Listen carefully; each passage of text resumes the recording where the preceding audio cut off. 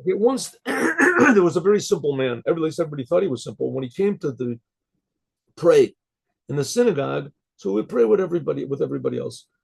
After a while, he came back. One day he came back into the synagogue. And when he would say Shema Yisrael, he would start shaking with fear, shaking with awe, fear, trepidation. And sometimes he would even fall off of his chair, fear.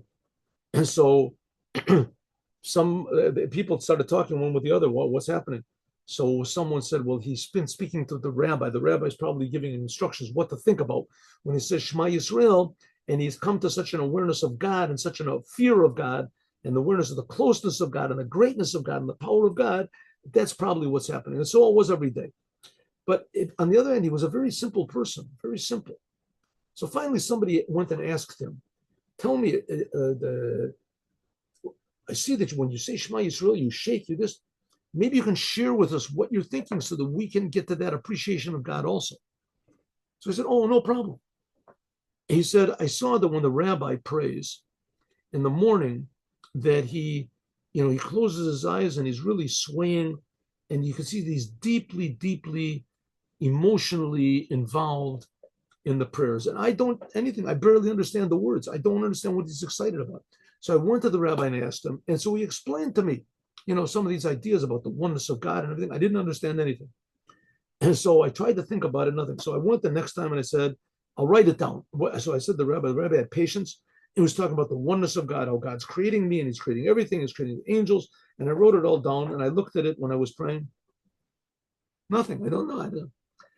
So I asked the rabbi, maybe he can write it down. So he wrote it down. He's a very patient rabbi. He wrote it all down. And, the oneness of God and the unity of God and how God creates everything from his words and everything. And I would look at it, it's still nothing. So I went to the rabbi. I said, listen, rabbi, I think maybe I'm a lost cause. I don't get it. What is this? You have to love God with all of your heart, with all of your might, with all of your. So the rabbi said, listen, what do you do for a living? So I'm a farmer. Says, in your farm, you have animals. So yeah, I grow some birds, some this, chickens, turkeys. He says, okay, did you ever have any frightening experience on your farm or any other time in your life? I said, yeah, but I don't like to think about it. He says, what was it? So I said, I have to talk about it. The rabbi said, well, yeah. Talk. So, well, one time I went out to feed the chickens and the turkeys. I must have done something, I don't know what, but one of the turkeys suddenly got mad at me. Now, if you've ever seen a turkey has like a wingspan, like a person. It's huge, right? It's huge, like 6 feet, it's huge wingspan. And the turkey started screaming, rah, and it attacked me. And I was just so scared that I was frozen. I just could not move. So the rabbi said, no, you have to think that God creates that turkey and that God is more powerful than the turkey.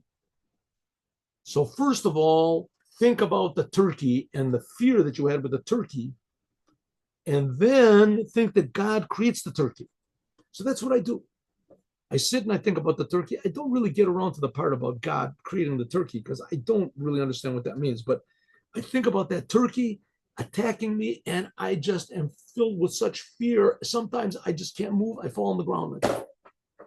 Okay, so then what's the point of the story? The point of the story is, okay, what the person did is a bit ludicrous, right? I mean, God is not a turkey.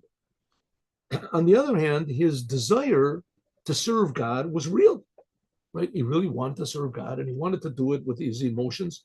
The greatest thing that he could think about that was greater than himself was this turkey. Couldn't imagine that God is bigger than me.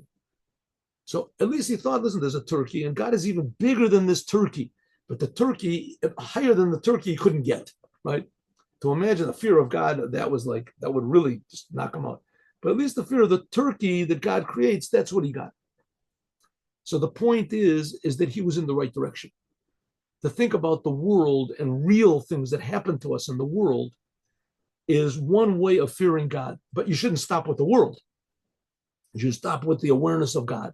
But at least this is a beginning step. Have a good day with Mashiach now.